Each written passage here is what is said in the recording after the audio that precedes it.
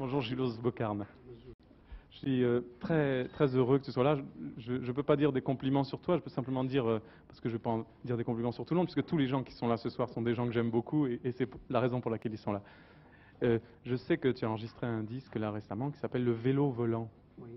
Ça t'a frappé le coup du vélo au-dessus de la Manche? Oui, ça m'a frappé beaucoup parce que j'ai trouvé que pour la première fois, la technologie s'était mise au service de l'homme. Et on avait fait un avion extra léger, et puis c'était l'énergie musculaire, tu vois, qui permettait à cet avion de s'élever, de traverser la Manche. J'ai trouvé que c'était le commencement de l'ère post-industrielle. C'est très joli.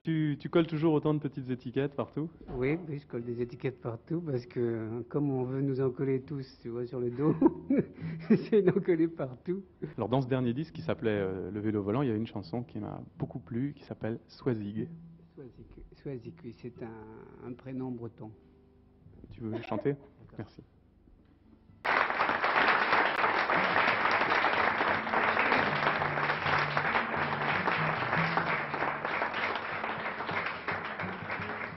J'avais parlé des petites étiquettes tout à l'heure, mais on n'a pas dit ce qu'il y avait marqué dessus. Qu'est-ce que tu marquais sur les étiquettes? Ce que je marquais sur les étiquettes, je marquais des choses très importantes, comme par exemple, à force de péter trop haut, le cul prend la place du cerveau. Tu vois? Il y a une chanson que j'aimerais bien que tu chantes aussi, c'est Le petit bout du petit ongle rose. Oui, ça c'est une vieille chanson française, j'ai jamais découvert l'auteur.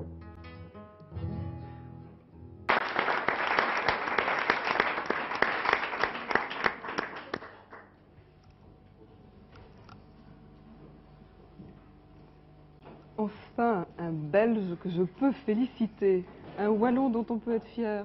Bon, attends, je réussis à mettre ce micro. Donc je vais peut-être pouvoir faire quelque chose pour toi.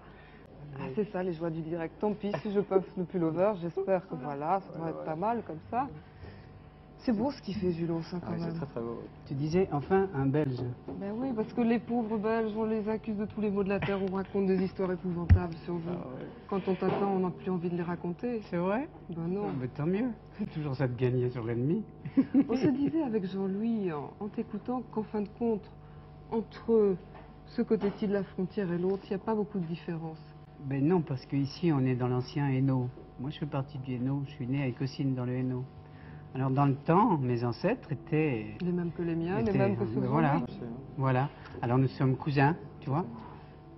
Plus que cousins. La seule chose qui a peut-être changé, c'est que dans le temps, moi, quand j'étais petite fille, j'allais dans ton pays pour acheter du chocolat et du tabac parce qu'il était moins cher qu'ici. Maintenant, il paraît que c'est tes enfants, tes petits-enfants, tes cousins qui font la même chose que nous. Oui, c'est vrai. C'est peut-être la seule chose qui a changé. C'est vrai, c'est peut-être la seule chose qui a changé. Seulement l'ennui, c'est qu'il y a une frontière quand même.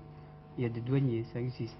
Comme on dit dans les grandes émissions de variété, la chanson « Ça supprime les frontières », je pense que Yves là-bas est prêt à nous en supprimer une de frontière.